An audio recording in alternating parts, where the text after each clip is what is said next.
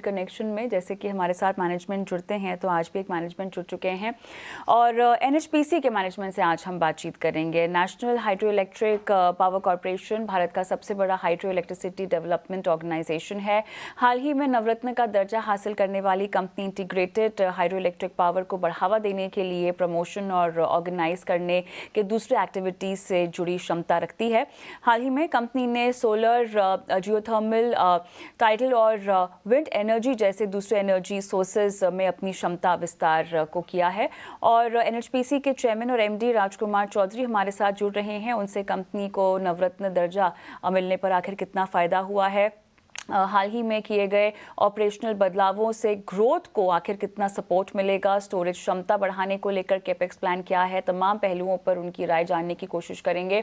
और चलिए, बहुत बहुत स्वागत है आपका राजकुमार जी हमारी इस खास पेशकश में, और मुबारकबाद नवरत्न स्टेटस हासिल होने पर। ये बताइएगा कि अब कितना माहौल बदल जाएगा। नवरत्न का एक बार स्टेटस जो मिला है, वो अगर मैं फ़ायदे के लिहाज से इसकी गणना करना चाहूँ तो कहाँ कहाँ कितना कितना फायदा, राजकुमार जी? धन्यवाद आपको।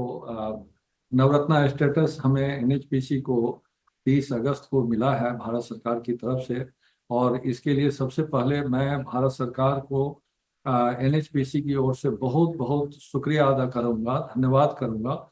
और खास करके ऊर्जा मंत्रालय को बहुत बहुत शुक्रिया और धन्यवाद कि उन्होंने एनएचपीसी को नवरत्ना स्टेटस दिया है।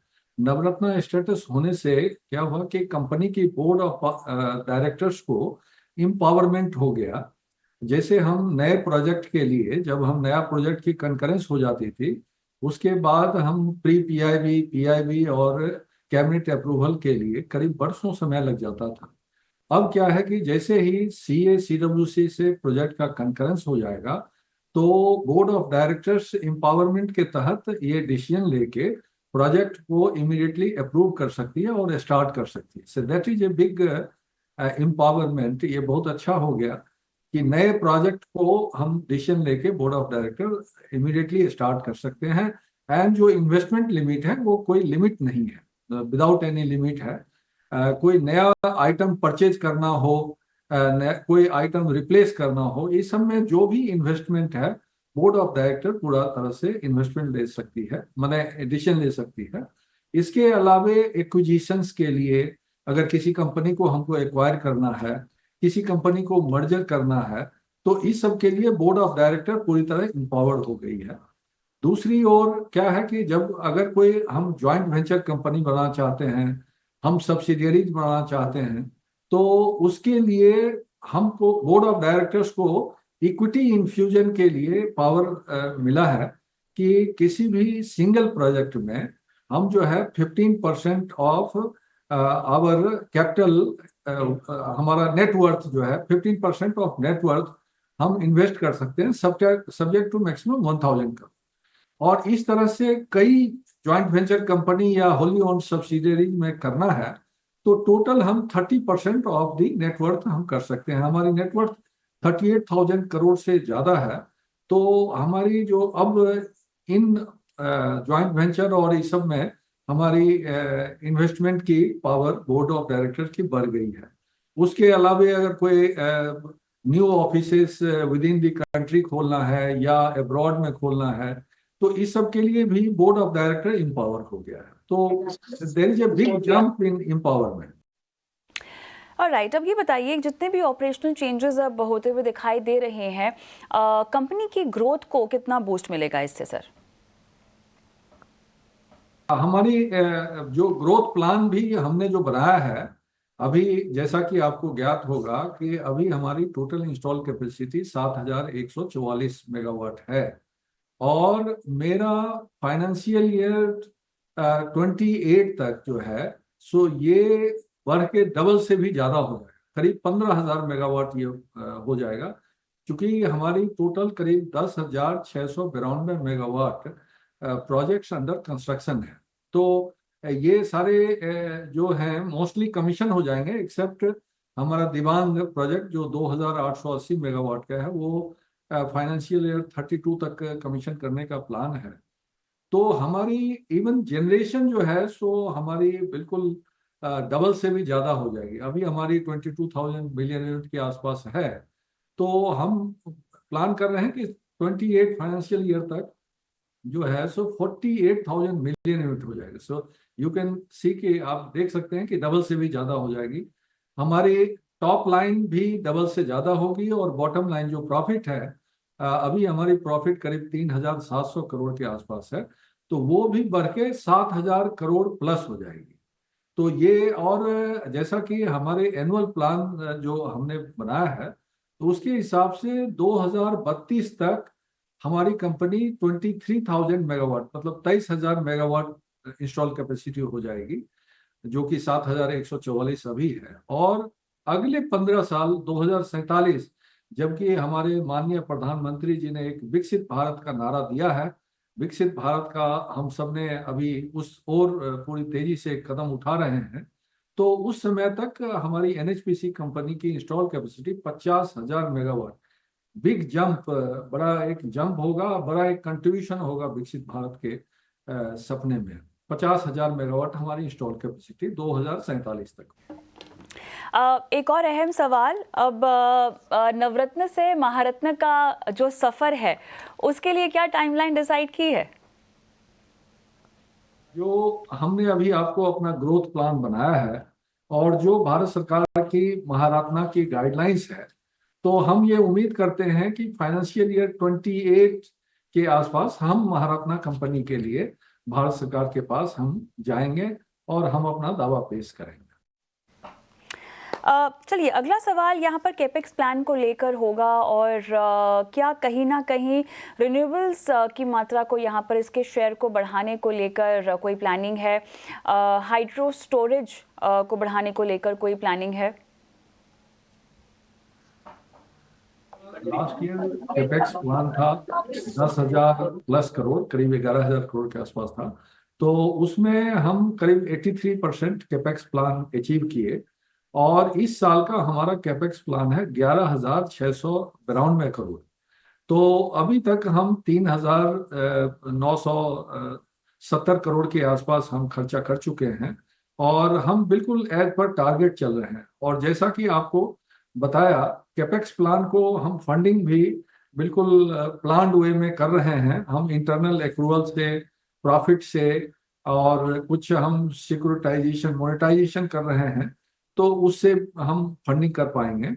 और जो कि आपको हमने बताया कि 2032 तक 23,000 मेगावाट की कंपनी होगी, तो उस समय तक मोर देन 1 लाख करोड़ का इन्वेस्टमेंट का प्लान है। और वो भी जो हमारी प्लानिंग है, जो हमारा इंटरनल एक्रूवल और ये मोनेटाइजेशन से जो फंडिंग होगी, तो उससे हम प्लान्ड एक्सपेंडिचर को हम फंड कर पाएंगे।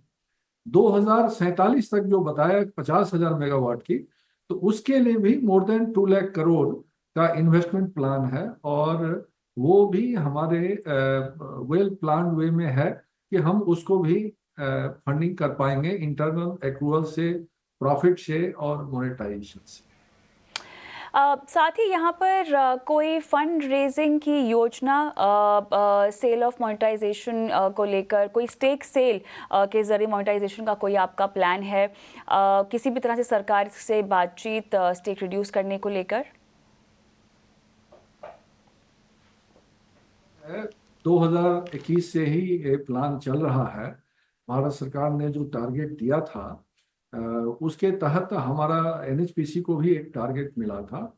और इस साल 2024-25 में भी हमारा monetization through securitization of free cash return on equity जो है, हमारा दुलहस्ती प्रोजेक्ट जो 390 मेगावाट की है, उसका हमने प्लान किया है कि 8 साल का जो हमारा रिटर्न ऑन इक्विटी होगा, उसको हम, उससे हम 2,000 करोड़ की टारगेट है उसकी अर्निंग का, तो हम उससे प्राप्त कर लेंगे। उसके पहले भी जो भी टारगेट 2021 से था, उसको हमने पूरी तरह अचीव किया 5 साल का। जी। अच्छा, अभी फ़िलहाल जो यहाँ पर बाढ़ से जुड़ी खबरें आ रही हैं, क्या इससे जुड़ा कोई भी घाटा, किसी भी तरह का लॉस रेवेन्यूज़ में, जो कि आप बताना चाहें? बेसिकली फ्लड का इस बार फ्लड के कारण तो कोई उस तरह का लॉस नहीं हुआ। जैसे कि लास्ट ईयर आप सुने होंगे कि 4 अक्टूबर को जो एक ग्लेशियर लेक आउटबर्स्ट हुआ था लोनक लेक सिक्किम में, जिसके चलते कि कई डेवलपर के प्रोजेक्ट को नुकसान हुआ। उसमें हमारा भी एक तीस्ता 5 प्रोजेक्ट 510 मेगावाट का था, उसको डैमेज हुआ, नुकसान हुआ और उसका जनरेशन स्टॉप हो गया।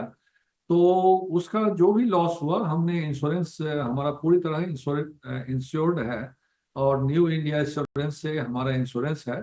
हमने उसमें 2 तरह का लॉस का क्लेम किया। एक तो जो एसेट डैमेज हुआ उसका हमने करीब 460 करोड़ का हमने उस समय लॉस किया था। और लॉस ऑफ प्रॉफिट जो जो जैसा कि आपने बताया, वो 410 करोड़ का एक साल का लॉस ऑफ प्रॉफिट भी हमने क्लेम दावा किया था, जिसमें कि 110 करोड़ इंश्योरेंस कंपनी से एडवांस पेमेंट मिल भी चुका है। इस साल फिर क्या हुआ कि लैंडस्लाइड से कुछ डैमेज हुआ उसी प्रोजेक्ट। चलिए राजकुमार जी, बहुत अच्छा लगा आपसे बातचीत करके। तमाम योजनाएं आपने हमारे साथ साझा की है। धन्यवाद समय निकाला हमसे आज बातचीत करने के लिए। और ब्रेक पर तो जाना है, लेकिन उससे पहले विवेक के साथ जुड़ते हैं हमारे आज के मेहमान। विवेक, एनएचपीसी की बातचीत आपने सुनी और जिस तरह से नवरत्न स्टेटस मिलने का एक फ़ायदा मिलने वाला है, उसे अब किस तरह से आप भाप रहे हैं? स्टॉक के मोमेंटम को आप कैसे देख रहे हैं? कविता, देखिए क्या होता है कि जब नवरत्न स्टेटस मिलता है तो काफी पावर्स मिलते हैं बोर्ड ऑफ डायरेक्टर्स को। और इनफैक्ट चौधरी जी ने अच्छी तरह उसका डिस्क्रिप्शन भी दिया था। अ, तो ओवरऑल मतलब ये अगर आप कंपनी देखो तो सरकार की ये फ्लैगशिप कंपनी है हाइड्रो इलेक्ट्रिक में। अब मैं जनरली क्या है कि हाइड्रो इलेक्ट्रिक पावर सेक्टर पे मैं बुलिश हूँ, लेकिन generally hydro side of power पे मैं इतना बुलिश नहीं रहा हूँ। 2-3 कारण है। एक तो कंपनी का मतलब कंपनी अच्छी करेगी, आपको अगर दिखेगा कि डिविडेंड यील्ड इसका बहुत अच्छा है और एक मार्केट परफॉर्मर ये कंपनी रहने वाली है। लेकिन अगर मैं कंपेयर करूं, तुलना करूं बाकी पावर कंपनी से, तो एक तो मुझे लगता है कि जो इक्विटी कैपिटल है वो बहुत बढ़िया है। करीबन 10,000 करोड़ से ज्यादा इसका इक्विटी कैपिटल है। और वैल्यूएशन ठीक ठाक वैल्यूएशन पे है, आज 26-27 पी पे ये चल रहा है। और अगर आप लॉन्गर टर्म इसका अगर परफॉर्मेंस देखो, जो जो हम लोग कहते हैं ना प्रॉफिट ग्रोथ कितना हुआ है, प्रॉफिट ग्रोथ पिछले 5 साल और 3 साल में हुआ है करीबन 9% और 2%। मतलब 5 साल में 9% और 3 साल में 2%। वही आप अगर स्टॉक का परफॉर्मेंस देखो तो 3 साल में 50% से ज्यादा दौड़ा है। तो कहीं ना कहीं क्या है कि वो अ, जो बैलेंसिंग होता है ना वो नहीं दिख रहा है मुझे। तो अगर और ऊपर जाता है तो हो सकता है कि थोड़ा बहुत प्रॉफिट बुकिंग भी आए कंपनी में। और जो बाकी पावर कंपनीज है वहां पे मैं फिलहाल अभी भी बुलिश हूँ, लेकिन हाइड्रो इलेक्ट्रिक में ठीक है, एक हद तक ठीक है, पॉजिटिव्स आएगा इसका, लेकिन लॉन्गर टर्म के लिए ओके है, शॉर्ट टर्म के लिए मैं थोड़ा अवॉइड करूँ। सर, ये आपको रखने की सलाह यहाँ पे दी जा रही है।